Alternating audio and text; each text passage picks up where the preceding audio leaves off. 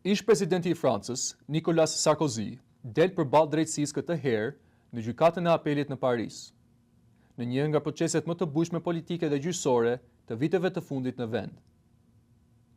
Procesi i apelit për çështjen e financimit të dyshuar nga Libia të fushatës së tij presidenciale të vitit 2007 ka nisur më 16 mars dhe pritet të zgjasë deri më 3 qershor.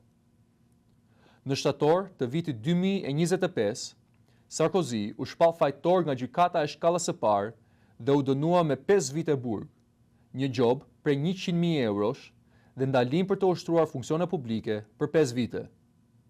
Ai gjithashtu humbi të drejtën e votës për të njëjtën periudhë.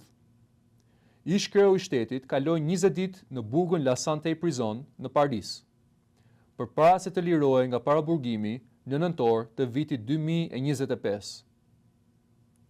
Sipas prokurorëve, fondet e dyshuara nga regjimi i ish liderit libian Muammar Gaddafi mund të jenë përdorur për të mbështetur fushatën e Sarkozy në zgjedhjet presidenciale të vitit 2007, akuza që ish presidenti i ka mohuar vazhdimisht. Në bankën e të akuzuarve në procesin e apelit janë gjithsej 11 persona, përfshirë disa nga bashkëpunëtorët më të afërt të Sarkozy.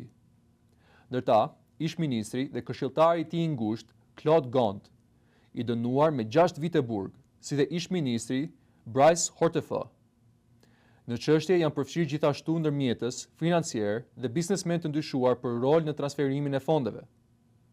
Ndërkohë, disa të pandehur të tjerë, mes tyre ish arkëtari i fushatës së Sarkozy, Eric Worth, janë shpallur të pafajshëm në gjykimin e parë.